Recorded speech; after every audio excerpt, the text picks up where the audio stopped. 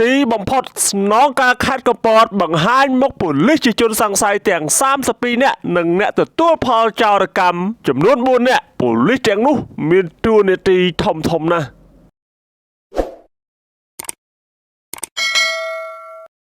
លោកលោកស្រីអ្នកនាងកញ្ញាជាទីមេត្រីដោយលោកលោកស្រីអ្នកនាងកញ្ញាបានជ្រាបហើយកាលពីពេលថ្មីកន្លងទៅនេះគឺក៏ក្រាកខេត្តកំពតតែម្ដងដែលពាក់ព័ន្ធនឹងមន្ត្រីប៉ូលីស PM រួមទាំងស្នងការរងខេត្តកំពតផងដែរដែល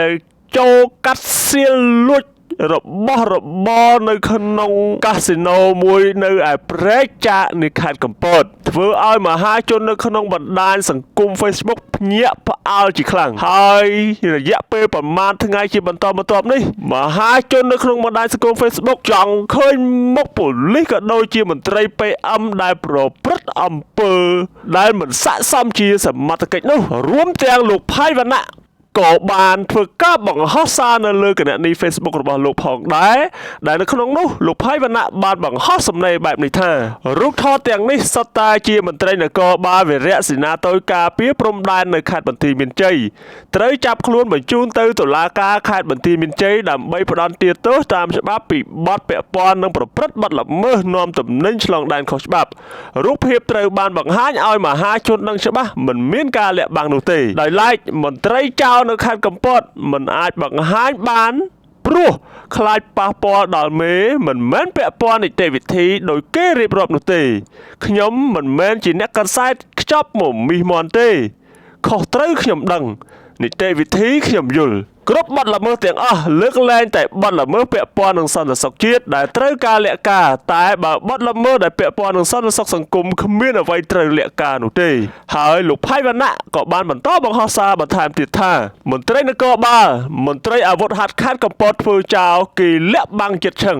សង្ស័យតែមន្ត្រីចោលដែលគេលាក់នោះធ្វើចោលតាមបញ្ជាមេហើយចិញ្ចឹមមេទេទើបមេជួយលាក់បាំងបែបនេះកុំនិយាយអំពីច្បាប់ឬនីតិវិធីបើមេចៅមានចេតនាការពារកូនចៅទៅហើយនោះទោះសារព័ត៌មានផ្សាយយ៉ាងណាក៏ផ្សាយទៅបន្ទាប់ពីលោកផៃវណ្ណៈធ្វើការបង្ហោះសារបែបនេះរួចមកស្នងការនគរបាលខេត្តកំពត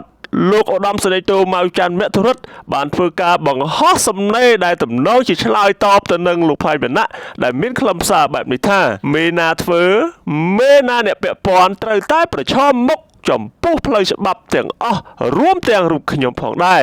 ប្រសិនបើខ្ញុំមានការពាក់ព័ន្ធក្នុងករណីខាងលើនេះ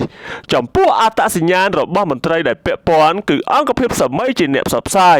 ហើយសារព័ត៌មានផ្សេងទៀតអាចដកស្រង់យករូបភាពបន្តពីស្នងការដ្ឋាននគរបាលខេត្តកំពតទៅផ្សព្វផ្សាយបន្ត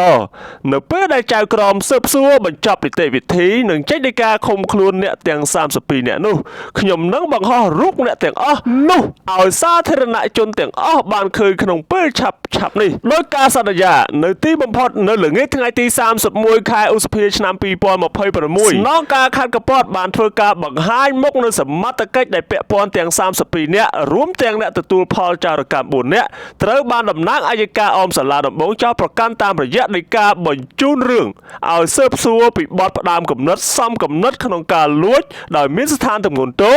បទលុបបំបាត់ភស្តុតាងនិងបទទទួលផលចោរកម្មតាមបញ្ញត្តិនៃមាត្រាទី28មាត្រា29មាត្រា353និងមាត្រា357មាត្រា399មាត្រា400និងមាត្រា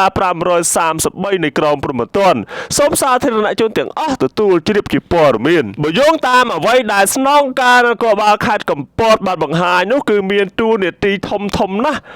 នៅក្នុងជួរប៉ូលីសក៏ដូចជាផ្នែកស្នងការរងផងដែរក្រៅពីមានស្នងការរងខេត្តកំពតគឺមានមេបញ្ជាការវីរៈសេនាតូចមានអធិការរងមានមេប៉ុស្តិ៍នាយរងប៉ុស្តិ៍ជាដើមរួមទាំងមន្ត្រីមួយចំនួនទៀតដែលពាក់ព័ន្ធនឹងអំពើលួចនៅឯកាស៊ីណូនៅព្រែកចាកនោះឯង